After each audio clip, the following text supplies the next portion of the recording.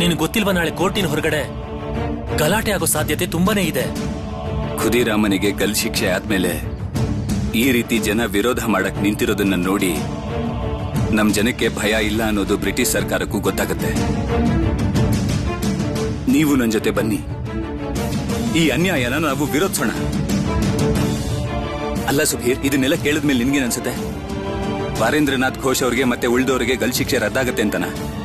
ಈಗ ಏನು ಹೇಳೋದಕ್ಕಾಗಲ್ಲ. ಈಗ ಉಳಿದಿರೋದು ಒಂದೇ ಭರವಸೆ. ಶ್ರೀ ಅರವಿಂದ್ ಘೋಷ್ ಅವ್ರನ್ನ ಯಾರು ಕಾಪಾಡಿದ್ರೋ ಅದೇ ಚಿತ್ತರಂಜನ್ ದಾಸ್, ಬಾರೀಂದ್ರ ಘೋಷ್ ಮತ್ತೆ ಉಲ್ಲಾಸ್ಕರ್ ಅವರಿಗೆ ವಕೀಲರನ್ನ ನೋಡ್ಬೇಕು. ಅರವಿಂದ್ ಅವರು ಬಿಡುಗಡೆ ಆಗೋದು ಅಷ್ಟು ಸುಲಭವಾಗಿರ್ಲಿಲ್ಲ. ಆದ್ರೆ ಚಿತ್ತರಂಜನ್ ದಾಸ್ ಅವರು ಹೇಗೆ ವಾದ ಮಾಡಿದ್ದಾರೆ ಅಂದ್ರೆ ನ್ಯಾಯಾಧೀಶರು ಅವರನ್ನ ಬಿಡುಗಡೆ ಮಾಡ್ಲೇಬೇಕಾಯ್ತು. ಅವರು ತುಂಬಾ ಚೆನ್ನಾಗಿ ವಕಾಲತ್ ಮಾಡಿದ್ರು.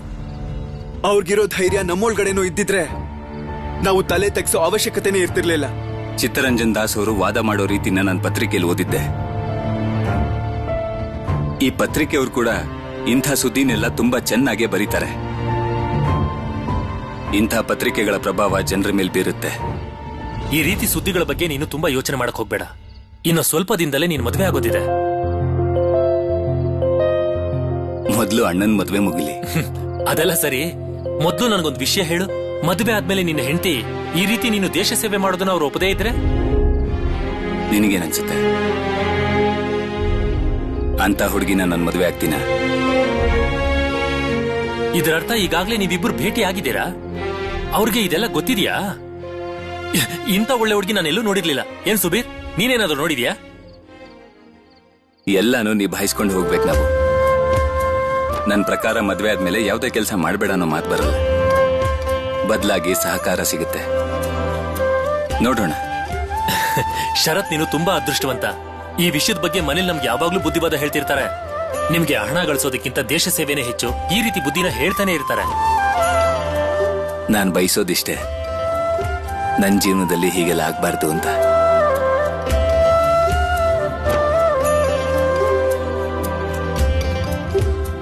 ಇದೇನ್ ಹೇಳ್ತಿದ್ದೀರಾ? ನೀವೆಲ್ಲ ಹೇಳ್ತಾ ಇರೋದೇನು? ಹ? ಆಶೀರ್ವಾದ ಮಾಡ್ಲೇ ಇಲ್ವಾ? ಅಯ್ಯೋ ದೇವ್ರೆ, ಅಲ್ಲ ಅಕ್ಕ, ನನ್ಗೆ ಯಾಕೋ ತುಂಬಾ ಭಯ ಆಗ್ತಾ ಇದೆ. ಯಾಕೆ ಪದೇ ಪದೇ ಇಂಥ ಸಮಸ್ಯೆ ಬರ್ತಾನೆ ಇದೆ ನಮ್ಗೆ? ಅಮ್ಮ, ಇದಂತೂ ಒಳ್ಳೇದೇ ಆಯ್ತಲ್ಲ. ಎಲ್ಲಾ ಸಮಸ್ಯೆನೂ ಇಲ್ಲಿಗೆ ಮುಗ್ದೋಯ್ತು. ಮದ್ವೆ ಆದ್ಮೇಲೆ ಯಾವ ಚಿಂತೆನೂ ಇರೋದಿಲ್ವಲ್ಲ. ನೋಡ್ತಾ ಇರಿ, ನಮ್ ವಿಭಾ ಕಟಕಲ್ಲಿ ಕ್ವೀನ್ ವಿಕ್ಟೋರಿಯಾ ಥರಾನೇ ಬದುಕ್ತಾಳೆ. ಏನಿದೆಲ್ಲ? ನೀವಿಬ್ರು ನಗ್ತಾ ಇದ್ದೀರಾ? ಎಲ್ಲ ತಮಾಷೆ ಆಗ್ಬಿಟ್ಟಿದೆ ನಿಮ್ಗೆ. ಇಲ್ಲ ಇಲ್ಲ, ಅವ್ರ ಮನೆಯವ್ರು ಏನೇ ಹೇಳಿದ್ರು ಹೇಳದೇ ಇದ್ರು ಎಲ್ಲಿವರೆಗೂ ಹಿರಿ ಮಗನ್ ಮದ್ವೆ ಆಗೋದಿಲ್ವೋ ಅಲ್ಲಿವರೆಗೂ ಶರತ್ ಮದ್ವೆ ಆಗೋದೇ ಇಲ್ಲ. ಗಿರೋ ಬರೋ ಕೆಲ್ಸನೆಲ್ಲ ಬಿಟ್ಟು ನೀವಿಲ್ಲಿಂದ ಎಷ್ಟು ದೂರ ಹೋಗಿದ್ರಿ? ನಿಮ್ ಮಾತನ್ನು ಒಂದ್ಸಲನು ಕೇಳಿಲ್ವಾ ಅವರು? ಅವ್ರು ಹೇಳಿದ ಮಾತನ್ನೆಲ್ಲ ನೀವು ಒಪ್ಕೊಂಡ್ ಬಂದ್ಬಿಟ್ರಾ? ನನ್ ಬಗ್ಗೆ ಯಾಕೆ ಮಾತಾಡ್ತೀಯಾ? ನೀನು ಕೂಡ ಒಪ್ಕೊಂಡಿದ್ದೆ. ನೋಡು, ನೀನು ವಿಭಾಗ ಅಮ್ಮ, ನೀನೇನಾದ್ರೂ ಮಾತಿನ ಅರ್ಥ ಮೊದ್ಲು ಎಲ್ಲದಕ್ಕೂ ಹೂ ಅಂದವರು ಈಗ ಬೇಡ ಅಂತಿರೋದ್ ಯಾಕೆ ಅಂತ. ನಾನು ವಿಭಾಳ ತಾಯಿ, ನಾನು ಏನೇ ಹೇಳಿದ್ರು ಅವಳು ಒಳ್ಳೇದಕ್ಕೆ ಹೇಳೋದು. ಬಿಡಿ ಅದನ್ನ. ಈಗ ಅದನ್ನೆಲ್ಲ ಹೇಳಿ ಏನ್ ಪ್ರಯೋಜನ? ಅಳಿಯಂದ್ರೆ, ನೀವ್ ಹೇಳ್ಬೇಕಿತ್ತು ತಾನೆ ನಮ್ಮನೆಯಲ್ಲಿ ಅದೇ ಸಂಪ್ರದಾಯ ಅಂತ. ಅದನ್ನೆಲ್ಲ ಮಾತಾಡಿ ಯಾವ ಉಪಯೋಗನೂ ಇಲ್ಲ. ಯಾರಿಗ ಆಶೀರ್ವಾದ ಮಾಡ್ಬೇಕಿತ್ತು ಅವನೇ ಇರ್ಲಿಲ್ಲ, ಕೋಲ್ಕತ್ತಾಗ ಬಂದಿದ್ನಂತೆ. ಹಾಗಾದ್ರೆ ವಿಷಯ ಏನು? ಅವ್ರ ತಲೆಯಲ್ಲಿ ಏನ್ ಓಡ್ತಿದೆ ಅನ್ನೋದು ಖಂಡಿತವಾಗ್ಲೂ ನನ್ಗೆ ಅರ್ಥ ಆಗ್ದಿರೋಂತ ವಿಷಯ. ಅವ್ರ ತಾಯಿ ಹೇಗ್ ಮಾತಾಡ್ತಾರೆ ಅಂತ ಗೊತ್ತಾಕ? ಅವ್ರುಗಳನ್ನ ನೋಡಿ ಹೇಗ್ ಮಾತಾಡ್ಬೇಕು ಅನ್ನೋದನ್ನ ನಾವ್ ಕಲಿಬೇಕು. ಶರತ್ ತಾಯಿ ಹೀಗೆಲ್ಲ ಮಾಡ್ತಾ ಇರೋದನ್ನ ನೋಡ್ತಾ ಇದ್ರೆ ನನಗೇನೋ ಅವ್ರಿಗೆ ಸಂಬಂಧನೇ ಇಷ್ಟ ಇಲ್ಲ ಅನ್ಸುತ್ತೆ. ಅದಕ್ಕೆ ಶರತ್ನ ಕೋಲ್ಕತ್ತಾ ಕಳ್ಸಿದ್ದಾರೆ ಬೇಕು ಅಂತ. ಭಾಗ್ಯವತಿ, ಯಾಕೆ ಏನೇನೋ ಮಾತಾಡ್ತಾ ಇದೀಯ ನೀನು? ಅವಳು ಸರಿಯಾಗಿ ಹೇಳ್ತಿದ್ದಾಳೆ. ಕೇಳಿಸ್ಕೊಳ್ಳಿಲ್ವ ನೀನು? ಪುರೋಹಿತರು ಬಂದು ಏನ್ ಹೇಳಿದ್ರು ಅಂತ. 2 ತಿಂಗಳ ಮೊದ್ಲು ಯಾವ ಮುಹೂರ್ತನೂ ಇಲ್ಲ ಅಂದ್ರು. ಇಷ್ಟಾದ್ರೂ ಅವ್ರಿಗೆ ಮನ್ಸೇ ಇರ್ಲಿಲ್ಲ. ನಾವು ಸ್ವಲ್ಪ ಸರಿಯಾಗಿ ಯೋಚಿಸಿ ನಿರ್ಧಾರ ತಗೋಬೇಕು. ಅಕ್ಷಯ್, ನಮ್ಗೀಗ್ಲೂ ತುಂಬಾ ಸಮಯ ಇದೆ. ಆ ಹುಡುಗ ಇಲ್ಲ ಅಂದ್ರೆ ಬೇರೆ ಹುಡುಗ ಸಿಗ್ತಾನ್ ಬಿಡು. ಇಲ್ಲ ಅಣ್ಣ, ಏನ್ ಯೋಚಿಸ್ಬೇಕು ಅದನ್ನ ನಾವು ಯೋಚನೆ ಮಾಡಾಯ್ತು. ನೀವೀಗ ದಯಮಾಡಿ ಮತ್ತೆ ಮತ್ತೆ ಆ ವಿಷಯನ ಎತ್ತಲೇಬೇಡಿ. ಪದೇ ಪದೇ ನಾನು ನನ್ನ ಮಗಳು ವಿವಾಹಗೆ ನೋವು ಕೊಡೋಕ್ಕಾಗಲ್ಲ. ಈಗ ಅವಳೇ ಹೇಳಿದಾಳೆ, ನಾನು ಶರತನ್ ಮದ್ವೆ ಆಗ್ತೀನಿ, ಇದೇ ನನ್ನ ಕೊನೆ ನಿರ್ಧಾರ ಅಂತ. ನನಗೆ ಬಹಳ ಚೆನ್ನಾಗಿ ಗೊತ್ತಿದೆ, ವಿಭಾಳ ಹಣೆಯಲ್ಲಿ ಬೋಸ್ ಪರಿವಾರಕ್ಕೆ ಸೇರ್ಬೇಕು ಅಂತ ಬರೆದಿದೆ. ನೀವೆಲ್ಲರೂ ಯಾಕೆ ಪದೇ ಪದೇ ಶರತ್ ಮೇಲೆ ಆರೋಪ ಮಾಡ್ತಿದ್ರು ನನಗಂತೂ ಅರ್ಥನೇ ಆಗ್ತಿಲ್ಲ. ವಿಷಯ ಸರಳವಾಗಿದೆ. ಅವನಿಗೆ ಇವತ್ತೇ ಆಶೀರ್ವಾದ ಶಾಸ್ತ್ರ ಮಾಡ್ತೀವಿ ಅಂತ ಗೊತ್ತೇ ಇರ್ಲಿಲ್ಲ. ಇವತ್ ನಾವ್ ಅಲ್ಲಿಗೆ ಬರ್ತೀವಿ ಅನ್ನೋದು ಅವನು ಗೊತ್ತಿತ್ತು. ಮದುವೆ ಮುಂಚೆ ಸಾವಿರಾರು ಮಾತು ಬರುತ್ತೆ. ಎಲ್ಲಾ ಮಾತುಗಳು ನಮಗ್ ಬೇಕಾದಾಗೆ ಇರುತ್ತಾ? ನಿಮ್ ಮದುವೆಲಿ ನನ್ ಮದುವೆಲಿ ಎಲ್ರು ಹೀಗೆ ಮಾತಾಡಿದಾರಾ? ಇಲ್ಲ ತಾನೆ. ಈಗ ಶರತ್ ಕೂಡ ಕೋಲ್ಕತ್ತಾದಲ್ಲೇ ಇದ್ದಾನೆ. ಹೀಗೆ ಸಣ್ಣ ಪುಟ್ಟ ವಿಚಾರಗಳನ್ನ ಎಳ್ಕೊಂಡು ಕೂತ್ಕೊಂಡ್ರೆ ಏನ್ ಸಿಗುತ್ತೆ? ಬಿಟ್ಟಾಕಿ, ಈಗ ನನಗೆ ಹೇಳಿ, ಅವ್ರ ಮನೆಗೆ ಹೋಗಿದ್ದು ನಿಮ್ಗೆ ಹೇಗ ಅನಿಸ್ತು? ಕೇಳಿಸ್ಕೋ ಭಾಗ್ಯವತಿ, ಕೇಳಿಸ್ಕೋ. ನಿನ್ನ ಮಗಳು ಹೇಗೆ ಅದೇ ಮನೇಲಿ ರಾಣಿ ತರ ಇರ್ತಾಳೆ ಅಂತ ಅಣ್ಣನ ಬಾಯಲ್ಲೇ ಕೇಳು. ಇವ್ರು ನೋಡಿದ ಕೂಡ್ಲೆ ಖುಷಿಗ್ ಪಟ್ಟಿದ್ರು. ಇವ್ರಿಗಿದೆಲ್ಲ ಇಷ್ಟ ಇಲ್ದಿದ್ರೆ ನಾನ್ ಯಾಕಲ್ಲಿ ಸಂಬಂಧ ಬೆಳೆಸ್ತಿದ್ದೆ? ಮತ್ತೆ ಯಾರ ಮಾತನ್ನ ಆ ಮನೇಲಿ ಎಲ್ರು ಒಪ್ತಾರೋ ಅಂದ್ರೆ ಶರತ್ನ ಅಮ್ಮ. ಅವರೇ ಸ್ವತಃ ತಮ್ಮ ಕೈಯಾರೆ ನಮ್ಗೆ ಊಟ ಬಡಿಸಿದ್ದಾರೆ. ಏನು ಅಜಿತ್, ಹೇಳು ಹೇಳು ನಿಮ್ಮಮ್ಮಂಗೆ. ಹೌದಮ್ಮ, ಬೇಕಾದ್ರೆ ನೀವು ದೊಡ್ಡಪ್ಪನ ಹತ್ರ ಕೇಳಿ ನೋಡಿ. ಶರತ್ ಅವ್ರ ಮನೆ, ಪರಿವಾರ, ಅವ್ರ ವ್ಯವಹಾರ, ಅದ್ರ ಬಗ್ಗೆ ನೀವು ಕಲ್ಪನೆನೂ ಮಾಡೋಕ್ಕಾಗಲ್ಲ. ಅವ್ರ ಮನೆಗೆ ಹೋದ್ರೆ ಅತಿಥಿಗಳಿಗೆ ಉಪಚಾರ ಮಾಡದೆ ಕಳಿಸೋದೇ ಇಲ್ಲ ಅವರು. ನಾವಲ್ಲಿಗೆ ಹೋದಾಗ ಶರತ್ ಅವರಮ್ಮ ಪ್ರೀತಿಯಿಂದ ನೋಡ್ಕೊಂಡಿದ್ದು ಅಲ್ದೆ ನಮಗವರು ಊಟ ಕೂಡ ಬಡಿಸಿದ್ರು. ಅಲ್ವಾ ದೊಡ್ಡಪ್ಪ? ಹೇಗಿತ್ತು ಹೇಳಿ? ನೀವೆಲ್ಲ ಇಷ್ಟ ಹೇಳ್ತಿದ್ದೀರಾ ಅಂದ್ಮೇಲೆ ನಾನ್ ಹೇಳೋಕ್ ಏನಪ್ಪ ಉಳಿದಿದೆ? ಆದ್ರೂ ಮನೆಯಂತೂ ಬಹಳ ಚೆನ್ನಾಗಿತ್ತು. ಹೀಗೆ ಮನೆ, ಜಮೀನು, ಆಸ್ತಿ ಪಾಸ್ತಿ ಇವೆಲ್ಲ ತುಂಬಾ ಜನರ ಹತ್ರ ಇರುತ್ತೆ. ನಾನು ನನ್ ಮಗಳ ಬಗ್ಗೆ ಯೋಚನೆ ಮಾಡ್ತಾ ಇದ್ದೀನಿ. ವಿಭಾ ಸುಖವಾಗಿರ್ತಾಳ?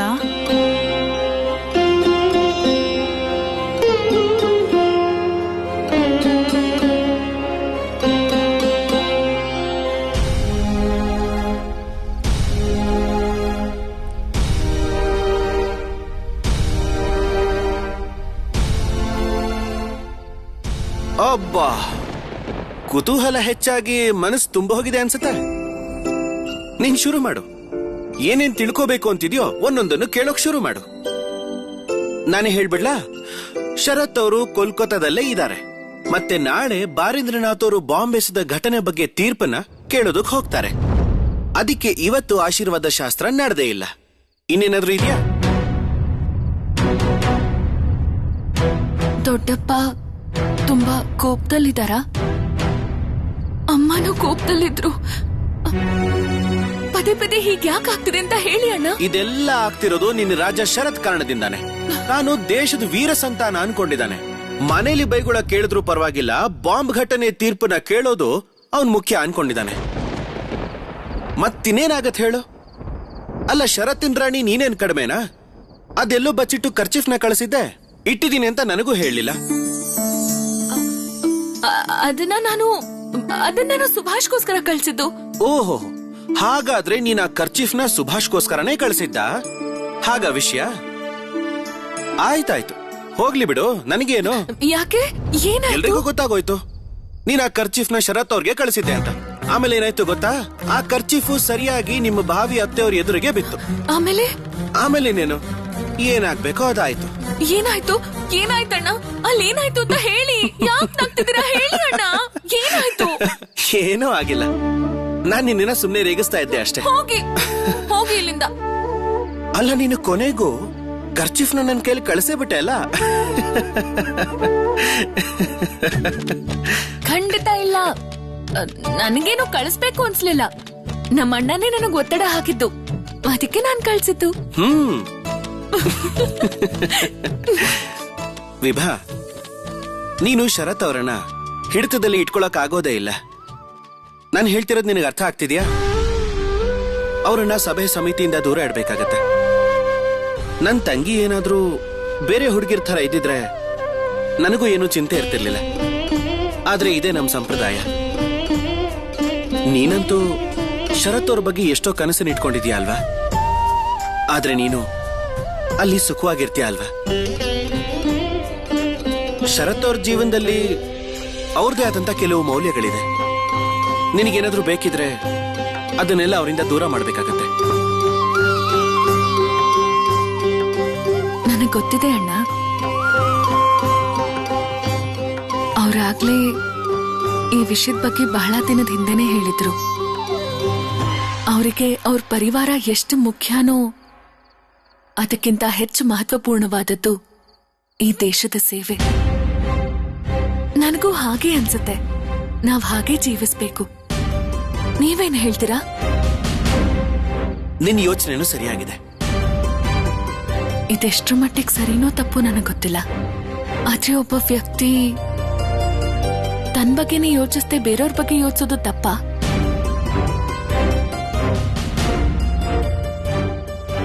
ಹಾಗಾದ್ರೆ ನಾನಂತೂ ಈ ವಿಷಯಗಳ ಬಗ್ಗೆ ಖಂಡಿತ ಯೋಚನೆ ಮಾಡಲ್ಲ. ನಾಳೆ ಬೆಳಗ್ಗೆನೆ ನಾನು ಸೀದಾ ಕೋರ್ಟ್ಗೆ ಹೋಗಿ ಶರತ್ ಅವರನ್ನ ಅರೆಸ್ಟ್ ಮಾಡಿಕೊಂಡು ನಿನ್ನ ಕೋರ್ಟ್ ಒಳಗಡೆ ಕರ್ಕೊಂಡ್ ಬಂದು ನಿಲ್ಲಿಸ್ತೇನೆ. ಅದ್ ನೀನೇ ತಿರುಪ್ಕೊಡು. ಬರ್ದೇ ಇದ್ರೆ ಗಲ್ಲು, ಇಲ್ದಿದ್ರೆ ಜೀವನ ಪೂರ್ತಿ ಜೈಲು. ಸುಭಿ, ಯಾಕ್ ಸುಭಿ ಈ ಪತ್ರಿಕೆನ ಯಾಕೆ ಓದ್ತಿದ್ಯಾ? ನಾವೀಗ ಆಚೆ ತಿರ್ಗಾಡಕ್ ಹೋಗ್ತಿದೀವಿ. ಇದನ್ನೆಲ್ಲ ಬಿಡು, ಬಾ ನನ್ ಜೊತೆ ಬಾ. ಅದ್ ಬಿಡಿ ಚಿಕ್ಕಮ್ಮವ್ವ, ಲೈಫ್ ಸೆಂಟೆನ್ಸ್ ಅಂದ್ರೆ ಏನರ್ಥ? ಸೆಂಟೆನ್ಸ್ ಹಾಗಂದ್ರೆ ವಾಕ್ಯ ಅಲ್ವಾ? ಆ ಸೆಂಟೆನ್ಸ್ ಅಲ್ಲ, ಲೈಫ್ ಸೆಂಟೆನ್ಸ್ಗೆ ಬೇರೆ ಯಾವ್ದೋ ಅರ್ಥ ಇದೆ ಚಿಕ್ಕಮ್ಮವ್ವ. ಪತ್ರಿಕೆಯಲ್ಲಿ ಬರ್ದಿದ್ದಾರೆ, ಶ್ರೀ ಬಾರೀಂದ್ರ ಘೋಷ್ ಹಾಗೂ ಉಲ್ಲಾಸ್ಕರ್ ದತ್ತಾಗೆ ಗಲ್ಲು ವಿಧಿಸಿದ್ರೆ ಲೈಫ್ ಸೆಂಟೆನ್ಸ್ ಆಗ್ಬೋದು. ಏನಾಯ್ತು? ಇಷ್ಟೊತ್ತಾದ್ರೂ ತಯಾರಾಗಿಲ್ವಲ್ಲ? ತಡ ಆದ್ರೆ ಅಪ್ಪ ಅಮ್ಮ ನಮ್ಗೆ ನದಿ ದಡಕ್ ಹೋಗಕ್ ಬಿಡಲ್ಲ. ಆದ್ರೆ ಈಗ ಒಂದ್ ಸಮಸ್ಯೆ ಆಗಿದೆ. ಸುಬಿತರಲ್ಲೊಂದ್ ಪ್ರಶ್ನೆ ಇದೆ, ಲೈಫ್ ಸೆಂಟೆನ್ಸ್ ಅಂದ್ರೆ ಏನು ಅಂತ. ಸುಬಿ, ನೀನ್ ಈ ವಯಸ್ಸಲ್ಲಿ ಇದನ್ನೆಲ್ಲ ತಿಳ್ಕೊಳ್ಳೋ ಅವಶ್ಯಕತೆ ಇಲ್ಲ. ನೀನ್ ಮತ್ತೆ ಶುರು ಮಾಡಿದ್ಯಾ? ಪತ್ರಿಕೆನೆ ಕಿತ್ಕೋತೀರಾ? ಶರತಣ್ಣ ಏನಾದ್ರೂ ಇಲ್ಲಿದ್ದಿದ್ರೆ ಲೈಫ್ ಸೆಂಟೆನ್ಸ್ ಪದದ ಅರ್ಥ ನಂಗೆ ಹೇಳ್ತಿದ್ರು. ಇಷ್ಟಕ್ಕೆ ಕೋಪನಾ?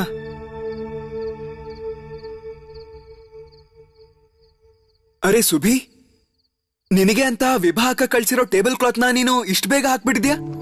ತುಂಬಾ ಚೆನ್ನಾಗಿದೆ ಅಲ್ವಾ ಚಿಕ್ಕಮಾವ? ಅಲ್ಲ ಸುಬಿ, ನೀನು ವಿವಾಹಕ್ಕನ್ನ ಅದ್ಕೆ ಅಂತ ಕರಿತಿದ್ಯಾ? ಅಲ್ಲ ಸುರೇಶಣ್ಣ, ನಾನು ಅವ್ರನ್ನ ಏನಂತ ಕರಿಬೇಕು? ಅದಕ್ಕೆ ತಾನೆ. ಅವ್ರಿಗೂ ನೀವು ಮಾವನೇ ಆಗ್ಬೇಕು, ನಮ್ಮ ಹಾಗೆ. ಲೈಫ್ ಸೆಂಟೆನ್ಸ್ ಅಪ್ಪನ್ ಕೋಣೆಲಿರೋ ಡಿಕ್ಷನರಿಲಿ ಹೋಗಿ ನೋಡ್ತೀನಿ. ಅದನ್ನೆಲ್ಲ ಮುಟ್ಟಕ್ ಹೋಗ್ಬೇಡ ಸುಬಿ. ಈಗಾಗ್ಲೇ ಶರತಣ್ಣನ ಮೇಲೆ ಅಪ್ಪ ತುಂಬಾ ಕೋಪ ಮಾಡ್ಕೊಂಡಿದ್ದಾರೆ. ಕೋರ್ಟಿಗೆ ಕ್ರಾಂತಿಕಾರಿಗಳ ವಿಚಾರ ತೀರ್ಪು ಕೇಳಕ್ ಹೋಗಿದ್ದಾರೆ ಶರತಣ್ಣ. ಇಲ್ಲಿ ನೀನ್ ನೋಡಿದ್ರೆ ಈಗ ಜೀವಾವಧಿ ಶಿಕ್ಷೆ ಅರ್ಥ ಹುಡ್ಕಕ್ ಹೋಗ್ತಿದ್ಯಾ? ಜೀವಾವಧಿ ಶಿಕ್ಷೆ ಅರ್ಥ ಲೈಫ್ ಸೆಂಟೆನ್ಸ್ ತಾನೆ. ಇದನ್ನ ನೀನು ಯಾರ ಹತ್ರನೂ ಚರ್ಚೆ ಮಾಡ್ಬೇಡ ಸುಬಿ, ಸುಮ್ನಿರ್ಬೇಕು. ಜೀವಾವಧಿ ಶಿಕ್ಷೆ ಅಂದ್ರೇನು? ಜೀವಾವಧಿ ಶರತಣ್ಣಂಗೆ ಗೊತ್ತಿರೋಷ್ಟು ನನಗೆ ಗೊತ್ತಿಲ್ಲ. ನೇಣಿನ ಬದಲಾಗಿ ಜೀವಾವಧಿ ಶಿಕ್ಷೆ ಕೊಡ್ತಾರೆ ಅಂತ ಗೊತ್ತು ಅಷ್ಟೇ. 14 ವರ್ಷ ಜೈಲಲ್ಲೇ ಇರ್ಬೇಕಾಗತ್ತೆ. ಅಷ್ಟು ವರ್ಷ ತಮ್ಮ ಜೀವನನ ಅವರು ಕತ್ಲಲ್ಲೇ ಸಾಗಿಸ್ಬೇಕು. 14 ವರ್ಷ ಜೈಲ? ಇದ್ರಿಂದ ತುಂಬಾ ಕಷ್ಟ ಆಗುತ್ತೆ. ಜೈಲಲ್ಲಿ ತುಂಬಾ ಕತ್ಲಿರುತ್ತೆ, ಭಯನೂ ಆಗುತ್ತೆ. ಹೇಗಿರ್ತಾರೆ ಅವರೆಲ್ಲ? ನಾನು ಆ ಟೇಲ್ ಆಫ್ 2 ಸಿಟೀಸ್ ಪುಸ್ತಕ ಓದಿದ್ದೀನಿ, ನಂಗೆ ಶರತಣ್ಣನೇ ಕೊಟ್ಟಿದ್ದು. ಇದರಿಂದ ನಂಗೆ ತುಂಬಾ ಬೇಜಾರಾಗ್ತಾ ಇದೆ. ಪಾಪ ಅವ್ರು ಯಾಕೆ ಜೈಲಲ್ಲಿ ಇರ್ಬೇಕು? ಸುಬಿ, ಸುಮ್ನಿರ್ತೀಯ? ನಿನಗ್ ಏನು ಹೇಳಲೇಬಾರ್ದು.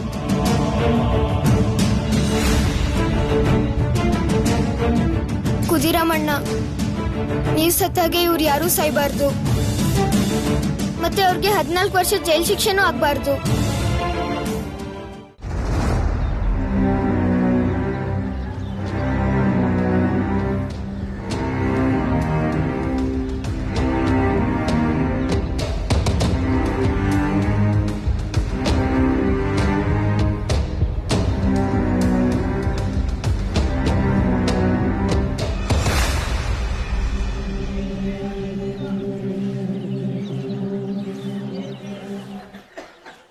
ವಿರೋಧ ಮಾಡೋದಕ್ಕೆ ಎಷ್ಟು ಜನ ಸೇರಿದ್ದಾರೆ ನೋಡಿ. ಏನಾದ್ರೂ ಗಲ್ ಶಿಕ್ಷೆ ರದ್ದಾಗದೆ ಇದ್ರೆ ಇಡೀ ದೇಶನೇ ಹತ್ತುರಿಯುತ್ತೆ. ಖುದಿರಾಮ್ ಚಿಕ್ಕವನಾಗಿದ್ದ, ಅದಕ್ಕೆ ಯಾರು ಏನು ಮಾಡ್ಲಿಲ್ಲ. ಈ ಸಲ ಸರಿಯಾಗಿ ಯೋಚನೆ ಮಾಡಿ ತೀರ್ಪು ಕೊಡ್ಬೇಕು.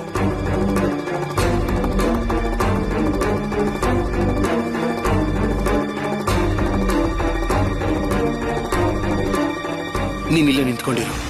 ನಮ್ಗೆ ಆ ಕಾಡಿಗೆ ಹೋಗೋ ಅನುಮತಿ ಇಲ್ಲ. ಹಾಗಾದ್ರೆ ನಾವು ಈಗ ತೀರ್ಪು ಕೇಳಕ್ ಆಗೋದಿಲ್ವಾ? ನನಗೂ ಗೊತ್ತಿಲ್ಲ. ಏನಾದ್ರೂ ಉಪಾಯ ಅಂತೂ ಮಾಡ್ಲೇಬೇಕು.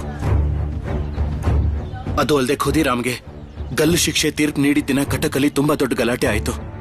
ಅದಕ್ಕೆ ಪೊಲೀಸ್ ಅವರು ಈ ಸಲ ಎಚ್ಚರಿಕೆಯಲ್ಲಿದ್ದಾರೆ. ನಾವು ಹೋಗೋಕ್ಕಾಗುತ್ತೋ ಇಲ್ವೋ ಗೊತ್ತಿಲ್ಲ.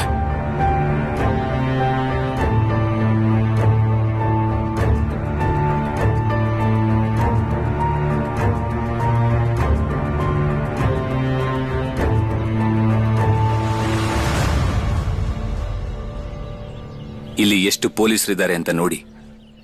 ಇವ್ರ ಮನಸ್ಸಲ್ಲಿ ಭಯ ಇದೆ. ಸರ್ಕಾರಿ ವಕೀಲರು ಅಶು ವಿಶ್ವಾಸನ ಯಾವ ತರ ಸಾಯಿಸಿದ್ರು, ಅದಕ್ಕೆ ವಕೀಲರು ನ್ಯಾಯಾಧೀಶರು ಎಲ್ಲರೂ ಭಯ ಪಡ್ತಿದ್ದಾರೆ. ಆ ಭಯದ ಪ್ರಭಾವ ತೀರ್ಪಿನ ಮೇಲೂ ಬೀಳುತ್ತಾ. ಇಲ್ಲಿ ಕೇಳು ಶರತ್, ಈ ಕೇಸಿನ ತೀರ್ಪು ಏನ್ ಕೊಡ್ತಾರೋ ಅದ್ರ ಮೇಲೆ ಎಲ್ಲ ನಿಂತಿದೆ. ನನಗೊಬ್ರು ಒಳ್ಳೆ ವಕೀಲರು ಗೊತ್ತು, ಅವರೇ ಎಲ್ಲ ಕೇಸನ್ನ ಅಲ್ಲೋಡ್ ಅವರೇ ಬಂದ್ರು. ವಕೀಲ್ರೆ, ಕೇಸಿನ ತೀರ್ಪು ಏನಾಯ್ತು? ಶ್ರೀ ಚಿತ್ತರಂಜನ್ ದಾಸ್ ಅವರು ಯಾವುದೋ ಒಂದು ಸೆಕ್ಷನ್ ಕೇಸ್ ಹಾಕಿದ್ದಕ್ಕೆ ಗಲ್ಲು ಶಿಕ್ಷೆನ ರದ್ದು ಮಾಡಿದ್ದಾರೆ. ಗಲ್ ಶಿಕ್ಷೆ ರದ್ದಾಯ್ತಾ? ಗಲ್ಲಿನ ಬದಲಾಗಿ ಬಾರೇಂದ್ರನಾಥ್ ಘೋಷ್ ಮತ್ತೆ ಉಲ್ಲಾಸ್ಕರ್ ದತ್ತಾಗೆ ಕಾಲಪಾನಿಯ ಶಿಕ್ಷೆ ಕೊಟ್ಟಿದ್ದಾರೆ.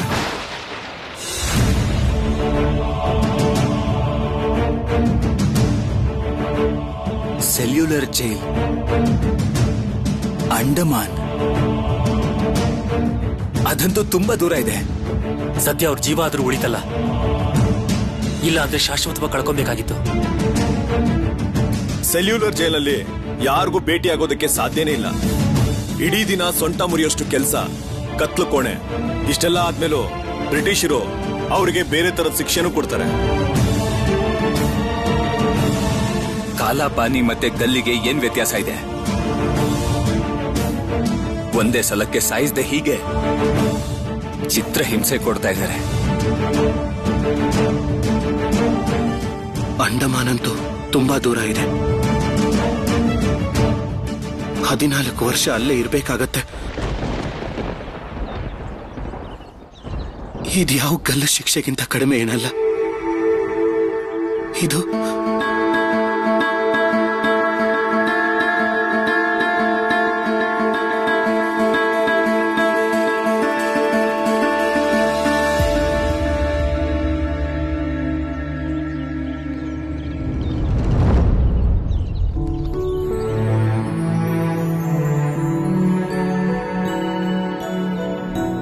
ಸುಭಾಷ್,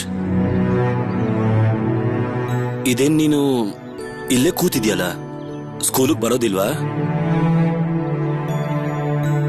ಮಾಧವ್ ಮೇಷ್ಟ್ರೆ, ಜೈಲಲ್ಲಿರೋದು ತುಂಬಾ ಕಷ್ಟನಾ? ನೀನು ಯಾಕೆ ಹೀಗೆ ಕೇಳ್ತಿದ್ಯಾ? ಮೇಷ್ಟ್ರೆ ಪತ್ರಿಕೆಯಲ್ಲಿ ಬರ್ದಿದ್ದಾರೆ, ಜೀವನ ಪೂರ್ತಿ ಕ್ರಾಂತಿಕಾರಿಗಳಿಗೆ ಜೈಲಲ್ಲಿ ಬಂಧಿಸ್ತಾರಂತೆ. Life sentence. ಸುರೇಶ್ ಅಣ್ಣನು ಹೇಳ್ತಿದ್ರು 14 ವರ್ಷ ಜೈಲ್ ಶಿಕ್ಷೆ. ಅವರೆಲ್ಲ ಹೇಗಿರ್ತಾರೆ ಮಿಸ್ಟ್ರೆ? ಅವ್ರಿಗೆ ಅಲ್ಲಿ ಇರಕ್ಕಾಗುತ್ತಾ? ಅವ್ರಿಗೆ ಸರಿಯಾದ ಸಮಯಕ್ಕೆ ಊಟ ಕೊಡದೇ ಇದ್ರೆ, ನೀರು ಕೊಡದೇ ಇದ್ರೆ? ಕೊಡ್ದಿದ್ರು ಅವರೆಲ್ಲ ಜೀವಂತವಾಗಿರ್ತಾರೆ, ಅವರು ಸಾಯೋದಿಲ್ಲ. ಸುಭಾಷ್, ಮರುಭೂಮಿಯಲ್ಲಿ ಹುಟ್ಟಿದ ಪಾಪಸ್ ಕಳ್ಳಿ ಬದುಕತ್ತೆ. ಬಿಸ್ಲು, ಮರಳು, ಬಿಸಿ ಗಾಳಿ ಇದೆಲ್ಲಾನು ಅದು ಸಹಿಸ್ಕೊಳ್ಳುತ್ತೆ. ಬೇರೆ ಯಾವುದೇ ಗಿಡ ಅಲ್ಲಿ ಜೀವಂತವಾಗಿ ಉಳಿದೇ ಇದ್ರು ಪಾಪಸ್ ಕಳ್ಳಿ ಜೀವಂತವಾಗಿರುತ್ತೆ. ಯಾರ ಹಣೆ ಬರದಲ್ಲಿ ಯಾವಾಗ ಏನ್ ಬರ್ದಿದೆ ಅನ್ನೋದನ್ನ ಯಾರು ಹೇಳೋದಕ್ಕಾಗತ್ತೆ? ಅವರೆಲ್ಲ ಜೀವ ಬಿಡೋದಿಲ್ಲ ಸುಭಾಷ್. ತಮ್ಮ ಮನೋಬಲದ ಕಾರಣದಿಂದ ಜೀವಂತವಾಗಿರ್ತಾರೆ. ಅವ್ರ ಕಷ್ಟಗಳ ಬಗ್ಗೆ ಯೋಚನೆ ಮಾಡ್ತಾ ನೀನ್ ಕೊರಗ್ಬೇಡ ಸುಭಾಷ್. ಬದಲಾಗಿ ಅವರ ಉದ್ದೇಶದ ಬಗ್ಗೆ ಯೋಚನೆ ಮಾಡು. ಮತ್ತೆ ಅವರ ಗುರಿ ಏನಾಗಿತ್ತು ಅನ್ನೋದನ್ನ ಯೋಚನೆ ಮಾಡು. ದೇಶಕ್ಕೋಸ್ಕರನ ಮೇಷ್ಟ್ರೆ? ಹಾ ಸುಭಾಷ್, ದೇಶಕ್ಕೋಸ್ಕರನೇ. ನಮ್ಮ ಉದ್ದೇಶ ಒಳ್ಳೇದಾಗಿದ್ರೆ ಎಂತ ಕಷ್ಟ ಬಂದ್ರೂ ಅದು ಕಷ್ಟ ಅಂತ ಅನ್ಸಲ್ಲ ಸುಭಾಷ್. ಮತ್ತೆ ಮನ್ಸಿನ ಶಕ್ತಿ, ಅದನ್ನ ಪ್ರಕೃತಿನೇ ಅವ್ರಿಗೆ ಪ್ರದಾನ ಮಾಡುತ್ತೆ. ನೀವ್ ಹೇಳ್ತಾ ಇರೋದು ನಿಜಾನೇ ಮೇಷ್ಟ್ರೆ. ಇನ್ಮೇಲಿಂದ ನಾನು ನೀವ್ ಹೇಳ್ದಾಗೆ ಮಾಡ್ತೀನಿ.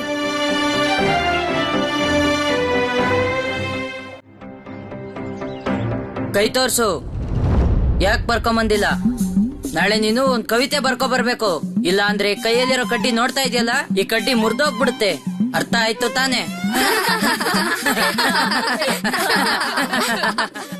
ನಿಂಗ್ ಗೊತ್ತಾ ಚಾರು, ಹೆಡ್ ಮಾಸ್ಟರ್ ಅವರೇ ನಮ್ಗೆ ಇಂಗ್ಲಿಷ್ ಪಾಠ ಮಾಡ್ತಾರಂತೆ. ಏನಂದ್ರೆ? ಹೆಡ್ ಮಾಸ್ಟರ್ ಅವರೇ ಬಂದು ನಮ್ಗೆ ಇಂಗ್ಲಿಷ್ ಪಾಠ ಮಾಡ್ತಾರಂತೆ. ನಿನ್ಗೆ ಗೊತ್ತು? ಹೆಡ್ ಮಾಸ್ಟರೇ ನಂಗಾಗ್ಲೇ ಹೇಳಿದ್ದು. ಅಯ್ಯಯ್ಯೋ, ಈಗ ಗಮನ ಕೊಟ್ಟು ಇಂಗ್ಲಿಷ್ ಪಾಠ ಓದದೇ ಇದ್ರೆ ಹೆಡ್ ಮಾಸ್ಟರ್ ಕೈಲಿ ಎಲ್ಲಾರ್ಗು ಬೆತ್ತದ ಎಡ್ ಬೀಳುತ್ತೆ. ಅಯ್ಯೋ ದೇವ್ರೆ, ಇಂಗ್ಲಿಷ್ ಹೆಸರು ಕೇಳಿದ ತಕ್ಷಣ ಹೊಟ್ಟೆ ಗಡ್ಬಡ ಗಡ್ಬಡ ಅಂತಿದೆ. ನಡೀರಿ ಓದ್ಕೋಬೇಕು.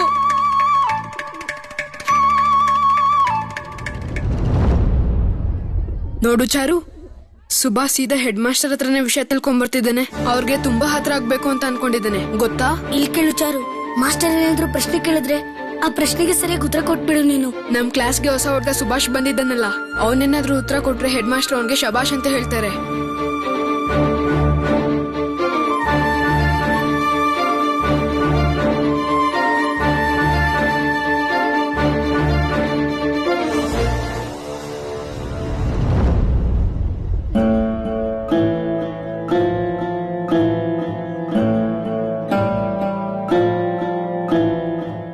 ಕೂತ್ಕೊಳ್ಳಿ ಎಲ್ರು ಕೂತ್ಕೊಳ್ಳಿ. ಎಲ್ಲ ಕವಿತೆನ ಕಂಠಪಾಠ ಮಾಡ್ಕೊಂಡ್ ಬಂದಿದ್ದೀರಾ?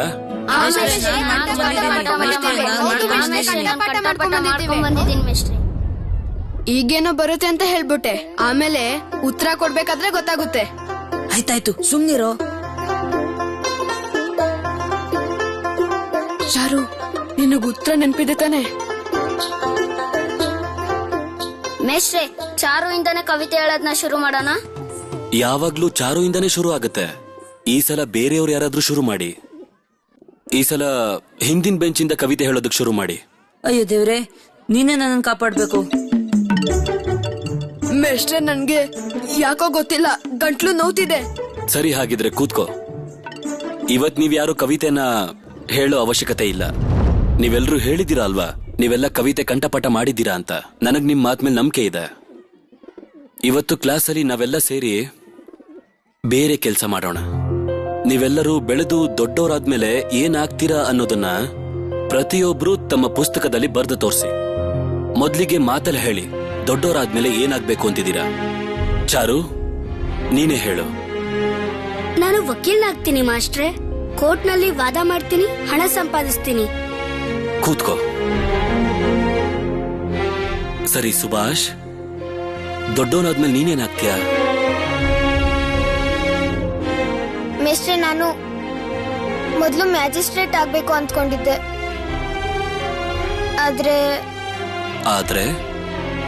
ಆದ್ರೇನು ಸುಭಾಷ್? ಈಗ ಮ್ಯಾಜಿಸ್ಟ್ರೇಟ್ ಆಗ್ಬೇಕು ಅನ್ನೋದನ್ನ ಯೋಚಿಸ್ತಿಲ್ವಾ? ಮ್ಯಾಜಿಸ್ಟ್ರೇಟ್ ಆಗ್ತೀನೋ ಇಲ್ವೋ ನಂಗೆ ಗೊತ್ತಿಲ್ಲ. ನಾನ್ ದೊಡ್ಡವನಾದ್ಮೇಲೆ ಬೇರೆ ಏನೋ ಸಾಧಿಸ್ತೀನಿ.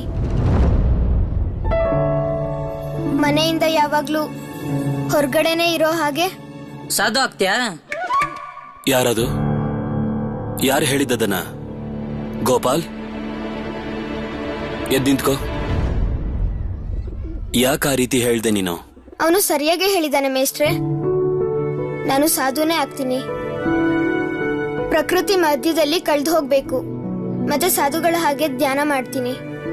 ಸುಭಾಷ್, ಅವನ್ ಹೇಳಿದ್ ಮಾತ್ರಕ್ಕೆ ನೀನ್ ಸಾಧು ಆಗ್ಬೇಕು ಅಂತಿಲ್ಲ. ಬೇರೆ ಯಾರೋ ಹೇಳಿದ್ರು ಅಂತಲ್ಲ. ನಿನ್ಗೆ ಏನಾಗ್ಬೇಕು ಅಂತಿದ್ಯೋ ನೀನೇ ನಿರ್ಧಾರ ಮಾಡ್ಕೋಬೇಕು. ಅರ್ಥ ಆಯ್ತಾ? ಯಾರನ್ನ ನೋಡಿದ್ರೆ ಅನುಸರಿಸಬೇಕು ಅನ್ಸುತ್ತೋ, ಯಾರ ಜೀವನ ನಿನ್ಗೆ ಆದರ್ಶವಾಗಿ ಕಾಣುತ್ತೋ ಅವ್ರ ಹಾಗೆ ನೀನು ಆಗ್ಬೇಕು ಅಂತ ನಿನ್ನ ಜೀವನದಲ್ಲಿ ಒಂದು ಗುರಿಯನ್ನ ಇಟ್ಕೋ. ಸಾಧು ಆಗೋದೇನು ಅಷ್ಟು ಸುಲಭ ಅಲ್ಲ. ಜೀವನದಲ್ಲಿ ತ್ಯಾಗ ಮಾಡೋದನ್ನ ಕಲಿಬೇಕಾಗತ್ತೆ. ಕೂತ್ಕೋ. ಗೋಪಾಲ್, ಈಗ ನೀನ್ ಹೇಳು, ನೀನ್ ಏನಾಗ್ಬೇಕು ಅಂತಿದ್ಯಾ? ಯಾಕೆ ಮಾತಾಡ್ತಾನೆ ಇಲ್ವಲ್ಲ? ಸ್ವಲ್ಪ ಹೊತ್ತಿಗೆ ಮುಂಚೆ ತುಂಬಾ ಮಾತಾಡ್ತಿದ್ದೆ, ಈಗ ಮಾತಾಡು. ಮಾಸ್ಟರ್, ಅವ್ನ್ ಕವಿತೆ ಬರೀತಾನೆ. ನೀವೆಲ್ಲರೂ ಯಾಕೆ ನಗ್ತಿದ್ದೀರಾ? ನಿನ್ನ ಕವಿತೆ ಬರೆಯೋದಕ್ಕೆ ತುಂಬಾ ಇಷ್ಟ ಅಲ್ವಾ ಗೋಪಾಲ್? ಅವತ್ತು ಕವಿತೆ ಬರೆದು ಸುಭಾಷ್ನ ಬೆನ್ನುಗಂಚಿದ್ ನೀನೇ ತಾನೆ? ನನಗ್ ಗೊತ್ತೇ ಇರಲಿಲ್ಲ ನಮ್ ರವೀಂದ್ರ ಸ್ಕೂಲಲ್ಲಿ ನಿನ್ನಂತ ಒಬ್ಬ ಒಳ್ಳೆ ಕಲಾವಿದ ಇರೋದು. ನೋಡು ಗೋಪಾಲ್, ಯಾರ ಮೇಲ್ ಕವಿತೆ ಬರ್ದಿದ್ಯೋ ಆ ಸುಭಾಷ್ ಅಂತೂ ಅವನಿಗೆ ಮಾತೃಭಾಷೆ ಬರ್ದಿದ್ರು ಕೂಡ ಬಹಳ ಸೊಗಸಾಗಿ ಓದ್ದ. ಇವತ್ ನಿನ್ಗೆ ಏಟ್ ಬೀಳೋದ್ರಲ್ಲಿತ್ತು, ಆದ್ರೆ ಕವಿತೆ ಕಾರಣದಿಂದ ನೀನ್ ತಪ್ಪಿಸ್ಕೊಂಡೆ. ಯಾರ ಬಗ್ಗೆ ಕವಿತೆ ಬರೆದು ನೀನು ತಮಾಷೆ ಮಾಡ್ತಿದ್ಯೋ ಇನ್ಯಾವತ್ತೂ ಆ ರೀತಿ ತಪ್ಪನ್ನ ಮಾಡೋದಕ್ಕಂತೂ ಹೋಗ್ಬೇಡ. ಗೋಪಾಲ್, ನೀನಿವಾಗ ಒಂದ್ ಕೆಲ್ಸ ಮಾಡು. ಅವತ್ ನೀನು ಮಾತೃಭಾಷೆಯಲ್ಲಿ ಕವಿತೆ ಬರ್ದಿದ್ಯಲ್ಲ, ಅದನ್ನಿವತ್ತು ಇಂಗ್ಲಿಷ್ನಲ್ಲಿ ಅನುವಾದ ಮಾಡು. ನಾನು ನಿನ್ನ ಕವಿತೆನ ನಾನು ಜೋಪಾನವಾಗಿ ಎತ್ತಿಟ್ಟಿದ್ದೀನಿ. ನಾನ್ ಮತ್ತೆ ಕೊನೆ ಪೀರಿಯಡ್ ಬರ್ತೀನಿ.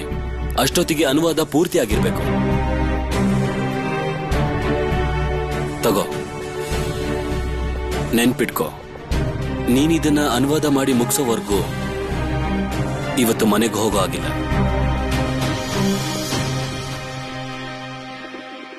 ನನ್ನಿಂದಾಗಿ ಎಷ್ಟು ಕಷ್ಟ ಆಗ್ತಿದೆ ಅವ್ರಿಗೆ.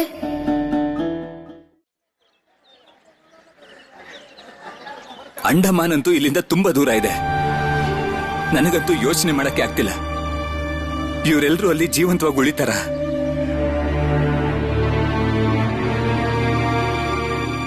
ಶರತ್ ಅವರೇ,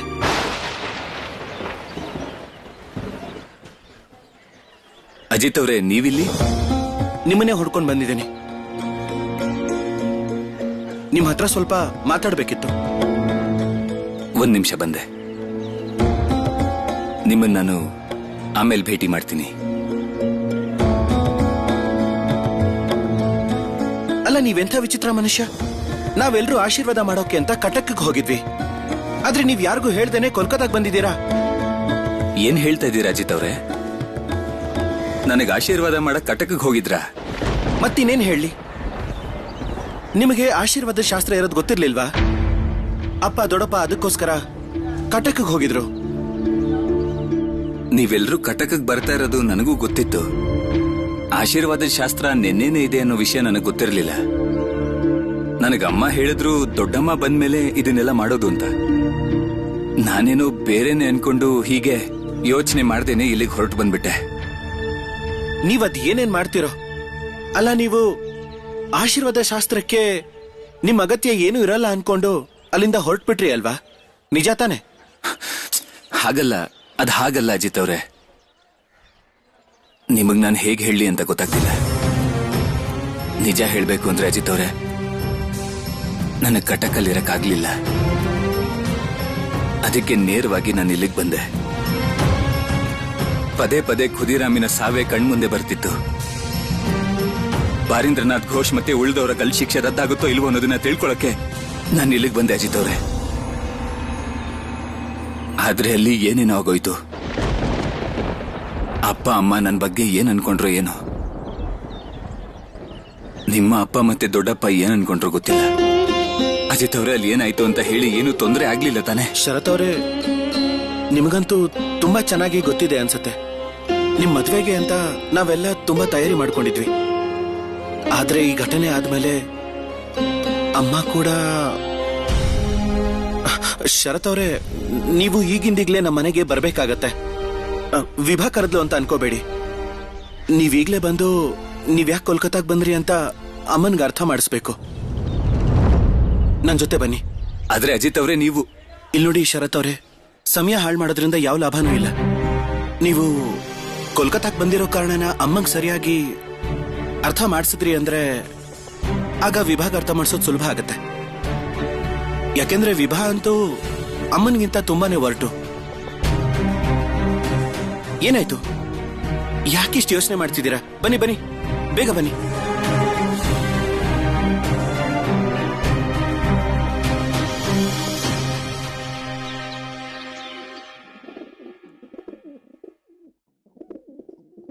ಶರತ್ ಅವರೇ, ಒಳಗ್ ಬನ್ನಿ, ಒಳಗ್ ಬನ್ನಿ, ಬನ್ನಿ.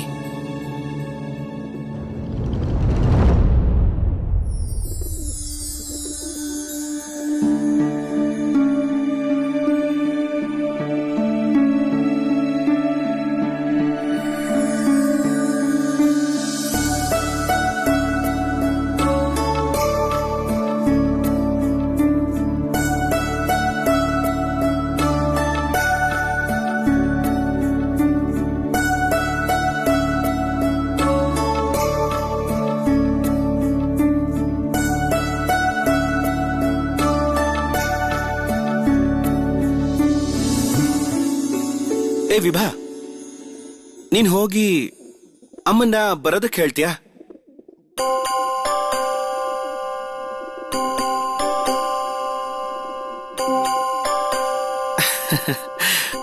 ಶರತ್ ಅವ್ರೆ, ಯಾಕಿಲ್ಲಿ ನಿಂತಿದ್ದೀರಾ? ಬನ್ನಿ ಬನ್ನಿ, ಒಳಗ್ ಬನ್ನಿ.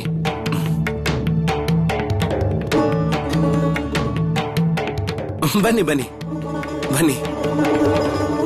ಶರತ್ ಅವ್ರೆ, ಕೂತ್ಕೊಳ್ಳಿ. ಆಶೀರ್ವಾದದ ಶಾಸ್ತ್ರಕ್ಕೆ ನಾನಿರ್ಲಿಲ್ಲ ಅಂತ ನಿಮ್ಮ ಅಪ್ಪ ಅಮ್ಮ ತುಂಬಾ ಬೇಜಾರು ಮಾಡ್ಕೊಂಡಿರ್ತಾರೆ. ಆದ್ರೆ ಅದು ಸ್ವಾಭಾವಿಕನೇ. ನನಗೆ ಆಶೀರ್ವಾದ ಮಾಡೋದಕ್ಕೆ ನೀವು ಅಷ್ಟು ದೂರ ಹೋಗಿದ್ರಿ. ನನ್ನ ಮಾತನ್ನ ನಂಬಿ ಅಜಿತವ್ರೆ, ನಿಮ್ಗೆಲ್ಲ ಅವಮಾನ ಮಾಡೋ ಉದ್ದೇಶ ನನಗಿರ್ಲಿಲ್ಲ. ಇಲ್ಲ, ಅದು ನಮ್ಗೆಲ್ರಿಗೂ ಅರ್ಥ ಆಗಿದೆ. ಅಜಿತ್, ಯಾರು ಬಂದಿದ್ದಾರೆ? ವಿಭಾ ಹೇಳ್ತಿದ್ಲು. ಇಲ್ಲಿ ನೋಡಿ ಅಮ್ಮ, ಬನ್ನಿ ಇಲ್ಲಿ. ಇಲ್ಲಿ ನೋಡಿ, ಶರತ್ ಅವರನ್ನ ನೇರವಾಗಿ ಕೋರ್ಟಿನ ಹೊರಗಡೆಯಿಂದ ಅರೆಸ್ಟ್ ಮಾಡಿ ಇಲ್ಲಿ ಕರ್ಕೊಂಡ್ ಬಂದಿದ್ದೀನಿ. ಇವರು ಕೋರ್ಟಿಗೆ ಬಂದಿರೋ ಕಾರಣದಿಂದ ಇಷ್ಟೆಲ್ಲ ಆಗಿರೋದು. ಈಗ ನೀವ್ ಏನೇನೆಲ್ಲ ಕೇಳ್ಬೇಕೋ ಅದನ್ನೆಲ್ಲ ನೇರವಾಗಿ ಎದುರುಗಡೆನೆ ಕೇಳಿ. ನಿಮ್ ಮನ್ಸಲ್ಲಿ ಯಾವ ಗೊಂದಲನೂ ಇಟ್ಕೋಬೇಡಿ. ದಯವಿಟ್ಟು ನನ್ನ ಕ್ಷಮಿಸ್ಬಿಡಿ. ಆಶೀರ್ವಾದದ ಶಾಸ್ತ್ರದ ಬಗ್ಗೆ ನನಗೆ ಗೊತ್ತಿರಲಿಲ್ಲ. ಅಮ್ಮ ನನಗೆ ಹೇಳಿದ್ರು ದೊಡ್ಡಪ್ಪ ಮತ್ತೆ ದೊಡ್ಡಮ್ಮ ಬಂದ್ಮೇಲೆನೆ ಆಶೀರ್ವಾದದ ಶಾಸ್ತ್ರ ಅಂತ. ಅದಕ್ಕೆ ನಾನು ಕೋಲ್ಕತ್ತಾಗ ಹೊರಟು ಬಂದೆ. ನಾನಿದನ್ನ ಬೇಕು ಅಂತ ಮಾಡ್ಲಿಲ್ಲ. ದಯವಿಟ್ಟು ತಪ್ಪು ತಿಳ್ಕೊಬೇಡಿ.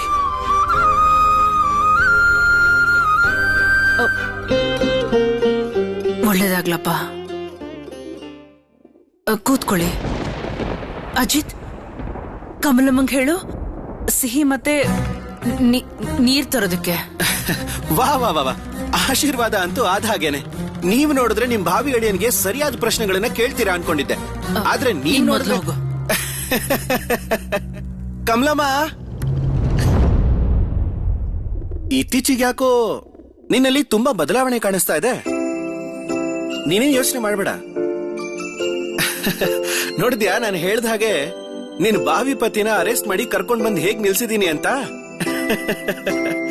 ಕಮಲಮ್ಮ,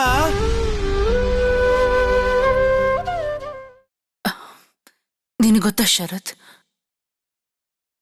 ನಾನೇನೇ ಹೇಳಿದ್ರು ಅಥವಾ ಏನೇ ಮಾಡಿದ್ರು ನೋಡ್ದವ್ರ ಕೆಟ್ಟದನ್ಸುತ್ತೆ. ನಾನು ಏನೇ ಮಾಡಿದ್ರು ಅದು ನನ್ನ ಮಗಳು ವಿಭಾ ಒಳ್ಳೇದಕ್ಕೆ ಅಂತಾನೆ ಮಾಡೋದು. ಇಲ್ಲೋಡು, ಮದುವೆ ಆಗೋದು ಅಂದ್ರೆ ಬರೀ ಹುಡುಗ ಹುಡುಗಿ ಸಂಬಂಧ ಅಂತ ಅಲ್ಲ. ಮದುವೆ ಆಗೋದು ಅಂದ್ರೆ ಎರಡು ಪರಿವಾರದ ಮಧ್ಯೆ ಸಂಬಂಧ ಬೆಳೆಯೋದು. ಆದ್ರೆ ಈ ವಿಷಯದಲ್ಲಿ ಮೊದಲಿಂದನೂ ತುಂಬಾ ತಪ್ಪುಗಳು ನಡೆದು ಹೋಗಿವೆ. ಅದನ್ನ ಮುಚ್ಚಿಟ್ಟು ನಾವು ದೊಡ್ಡ ತಪ್ಪು ಮಾಡ್ಬಿಟ್ವಿ. ಕೋಪ, ದರ್ಪ, ಅಹಂಕಾರ. ಆದ್ರೆ ಹೀಗಾಗತ್ತೆ ಅಂತ ನಾವು ಅನ್ಕೊಂಡೇ ಇರ್ಲಿಲ್ಲ. ಯಾರಿಗೂ ಇದಿಷ್ಟ ಆಗಲ್ಲ. ನೋಡು ಶರತ್, ಖಂಡಿತವಾಗ್ಲೂ ಈ ತರದ ವಿಷಯಗಳೇ ನಿಮ್ಮಿಬ್ಬರ ಭವಿಷ್ಯದ ನಂಟನ್ನ ನಿರ್ಧರಿಸೋದು. ಅರ್ಥ ಆಯ್ತಾ? ವಿಭಾಳ ತಂದೆನೂ ಹೇಳ್ತಾ ಇದ್ರು, ಒಂದ್ ವೇಳೆ ವಿಭಾ ನಿಮ್ಮನೆಗ್ ಬಂದ್ರೆ ರಾಣಿ ಹಾಗಿರ್ತಾಳೆ ಅಂತ. ನಿನಗೆ ಗೊತ್ತಿದೆ ಅಲ್ವಾ ಶರತ್, ವಿಭಾ ನಮಗೊಬ್ಬಳೇ ಮಗಳು. ಅವಳೊಂದು ಒಳ್ಳೆ ಮನೆಗೆ ಸೇರ್ಬೇಕು ಅನ್ನೋದೇ ನನ್ನ ಆಸೆ. ವಿಭಾ ನನ್ ಪ್ರಾಣ. ನನ್ನಲ್ಲಿ ಯಾವಾಗ್ಲೂ ಒಂದು ಭಯ ಕಾಡ್ತಿರುತ್ತೆ, ವಿಭಾ ಯಾವಾಗ್ಲೂ ಸುಖವಾಗಿರ್ತಾಳ ಇಲ್ವಾ ಅಂತ. ಇಲ್ಲಿ ನೋಡಪ್ಪ, ನಾನ್ ಈ ಮಾತನ್ನ ನಿನ್ನ ಮೇಲಿರೋ ಅನುಮಾನದಿಂದ ಹೇಳ್ತಾ ಇರೋದಲ್ಲ.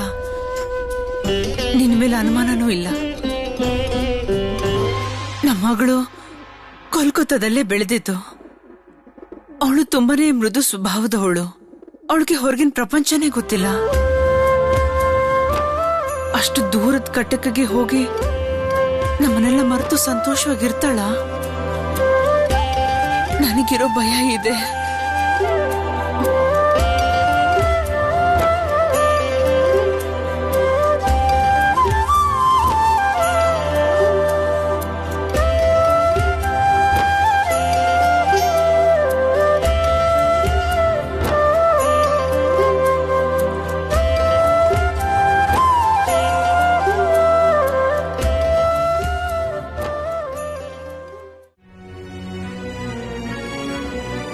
ರಾಜ ರಾಣಿ ತರ ಇರಕ್ಕೆ ಊರು ಮುಖ್ಯ ಅಲ್ವಲ್ಲ. ಪ್ರೀತಿ ಮತ್ತೆ ವಿಶ್ವಾಸ ಎಲ್ಲಿರುತ್ತೋ ಅಲ್ಲಿ ರಾಜನ್ ತರಾನೇ ಇರಬಹುದು.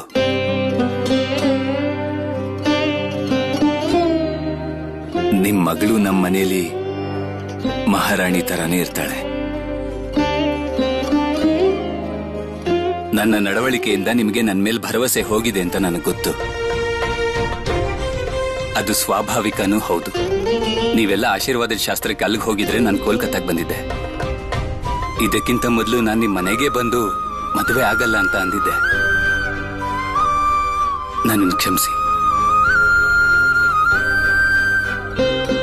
ಆದ್ರೆ ಒಂದಂತೂ ಸತ್ಯ ಹೇಳ್ತೀನಿ, ನಾನು ಜೀವಂತವಾಗಿರೋವರೆಗೂ ನಿಮ್ಮ ಮಗಳನ್ನ ಸುಖವಾಗಿ ನೋಡ್ಕೋತೀನಿ.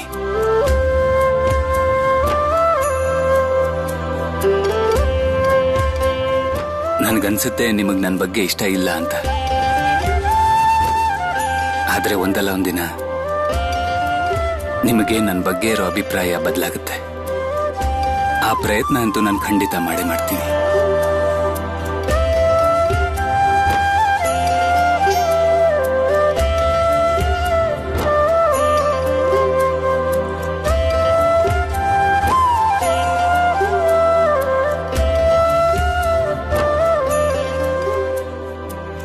ಕಮಲಮ್ಮ, ಒಂದ್ ನಿಮಿಷ. ಕಮಲಮ್ಮ, ಅಣ್ಣ, ಯಾಕೆ ಹೇಳ್ತಿದ್ಯಾ ವಿಭಾ?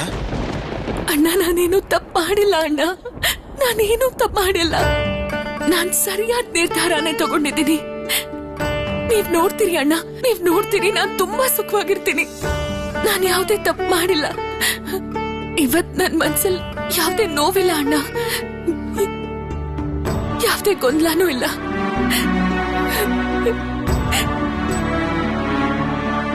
ಒಳ್ಳೆ ಹುಚ್ಚಿ ಇವಳು. ಅಲ್ಲ ವಿಭಾ, ನೀನ್ ಈ ಮನೆಯಿಂದ ಹೊರಗಡೆ ಹೋದ್ಮೇಲೆ ಈ ಹಣ್ಣು ನೆನಪಾಗುತ್ತಾ ನಿನಗೆ? ನನ್ ಮೇಲೆ ಅಧಿಕಾರ ಚಲಾಯಿಸೋರು ಯಾರು ಇಲ್ದೆ ನಾನು ಹೇಗಿರ್ಲಿ?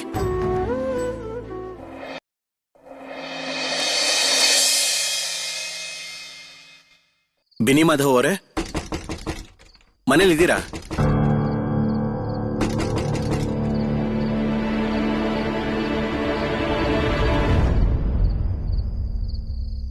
ಅರೆ ಅನಂತ್, ನೀವೆಲ್ಲ ವಾಪಸ್ ಬಂದ್ರ? ನಿಮ್ ಮಾಸ್ಟರ್ ಅವರು ನೀವೆಲ್ಲ ಸಂಜೆ ಹೊತ್ತಿಗೆ ಬರ್ಬೋದು ಅಂತ ಹೇಳಿದ್ರು. ಕತ್ಲೆ ಆಗ್ತಿದ್ದ ಹಾಗೆ ನನಗ್ ತುಂಬಾ ಚಿಂತೆ ಆಗ್ತಾ ಇತ್ತು. ಸತ್ಯ ಏನೂ ಆಗಿಲ್ವಲ್ಲ? ನೀವೆಲ್ಲ ಬಂದ್ರಲ್ಲ, ಬನ್ನಿ ಬನ್ನಿ, ಬೇಗ ಒಳಗ್ ಬನ್ನಿ. ನಾವು ತುಂಬಾ ಜನ ಬಂದಿದೀವಿ.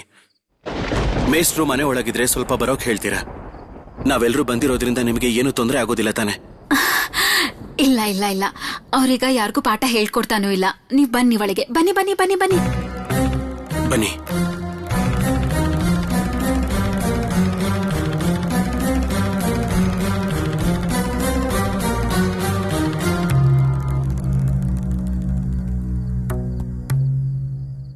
ಎಲ್ರು ಕುತ್ಕೊಳ್ಳಿ. ನಿಮ್ ಮಾಸ್ಟರ್ ಸ್ಕೂಲಲ್ಲಿ ಒಬ್ಬ ಹೊಸ ವಿದ್ಯಾರ್ಥಿ ಸೇರ್ಕೊಂಡಿದ್ದಾನಂತೆ. ಅವನ್ಗೆ ಒಂದ್ ಪುಸ್ತಕ ತಂದ್ಕೊಡ್ಬೇಕು ಅಂತ ಅವರೇಗ ಲೈಬ್ರರಿಗೆ ಹೋಗಿದ್ದಾರೆ. ಅಯ್ಯೋ, ನೀವ್ಯಾಕೆ ಕಷ್ಟ ಪಡ್ತಿದ್ದೀರಾ? ನಾವೇ ತಗೋತಿದ್ವಲ್ಲ. ಅಯ್ಯೋ, ಇದ್ರಲ್ಲಿ ಕಷ್ಟ ಏನ್ ಬಂತು ಅಂತ? ನೀವ್ ಎಷ್ಟು ದಿನ ಆದ್ಮೇಲೆ ಮನೆಗ್ ಬಂದಿದ್ದೀರಾ? ಸುಮ್ನೆ ಕೂತ್ಕೊಂಡು ತಿನ್ಬೇಕಷ್ಟೆ.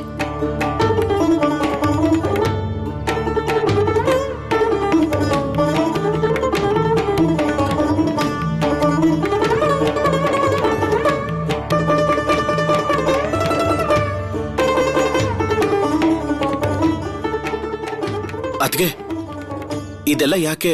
ಮೇಷ್ಟ್ರು ಬಂದಿದ್ರೆ ಜೊತೆಲೆ ತಿಂತಿದ್ವಲ್ಲ. ಪರವಾಗಿಲ್ಲ, ಏನೂ ಆಗಲ್ಲ. ಅವ್ರಿಗೀಗ ನೀವ್ ಕಾಯ್ತಾ ಕೂತ್ಕೊಳ್ಳೋ ಅವಶ್ಯಕತೆನೇ ಇಲ್ಲ. ಅವ್ರು ಒಂದಾದ್ಮೇಲೆ ಒಂದ್ ಕೆಲ್ಸಕ್ಕೆ ಹೋಗ್ತಾನೆ ಇರ್ತಾರೆ. ಆ ಕೆಲ್ಸ ಎಷ್ಟೊತ್ತಿಗೆ ಮುಗಿಯುತ್ತೋ, ಅವ್ರು ಎಷ್ಟೊತ್ತಿಗೆ ಬರ್ತಾರೋ ಯಾರು ಗೊತ್ತು. ಕಾಯ್ತಾ ಕೂತ್ರೆ ಬೆಳಗಾಗತ್ತೆ ಅಷ್ಟೇ. ನಿಮ್ ಮುಖಗಳು ನೋಡ್ತಿದ್ರೆ ಬೆಳಗಿಂದ ಏನೂ ತಿಂದೇ ಇಲ್ಲ ಅಂತ ಅನಿಸ್ತಿದೆ. ಕೂತ್ಕೊಳ್ಳಿ.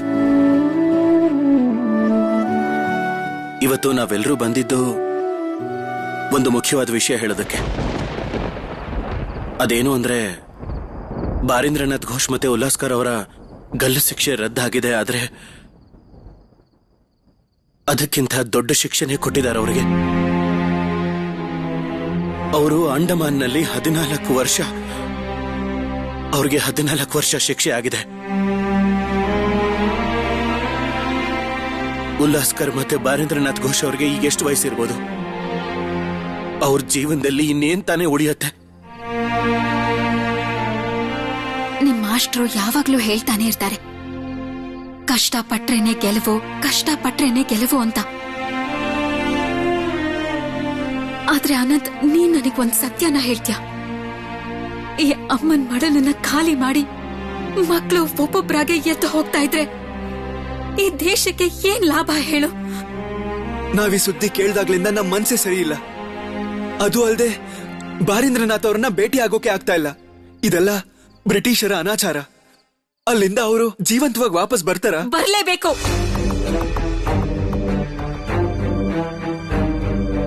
ನೀವು ಇದನ್ನೆಲ್ಲ ವಿರೋಧಿಸಕ್ಕೆ ಹೋರಾಡ್ಲೇಬೇಕು. ನಾವು ಅದನ್ನ ಯೋಚನೆ ಮಾಡ್ತಿದ್ದೀವಿ. ಅದಕ್ಕೆ ಇನ್ನೆಷ್ಟು ದಿನ ಅಂತ ನಾವು ನಿಮ್ಮನೇಲಿ ಹೀಗೆ ಸುಮ್ಮನಿರೋದು ಹೇಳಿ? ನಮ್ ಲೀಡರ್ ಯಾವಾಗ ಬರ್ತಾರೋ ಗೊತ್ತಿಲ್ಲ, ಅವ್ರು ಇಲ್ಲಿಗೆ ಬರ್ತಾರೋ ಇಲ್ವೋ ಗೊತ್ತಿಲ್ಲ. ಆದ್ರೆ ಎಷ್ಟು ದಿನ ಅಂತ ಬಾಯಿ ಮುಚ್ಕೊಂಡು ಹೀಗೆ ಕೂತಿರೋದು? ಶಾರದಾ,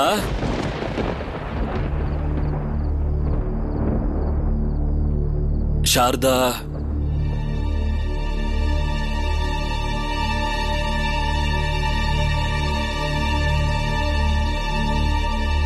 ಇದೇನಿದು ಅನಂತ್? ನೀವೆಲ್ಲ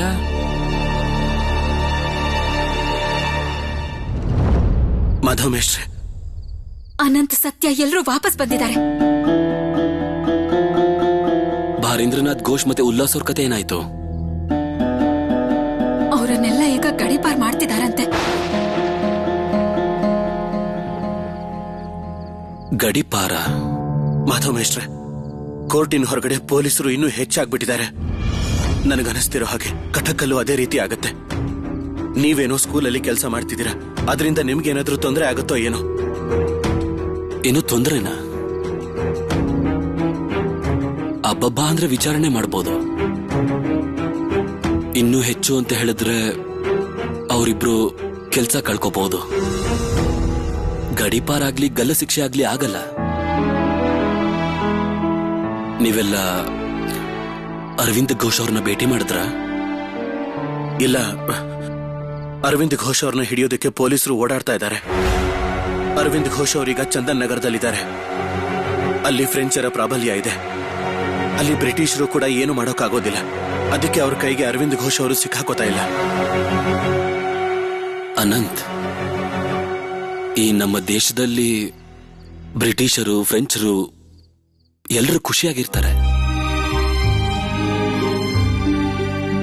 ಆದ್ರೆ ನಮಗ್ ಮಾತ್ರ ಆ ಹಕ್ಕಿಲ್ಲ.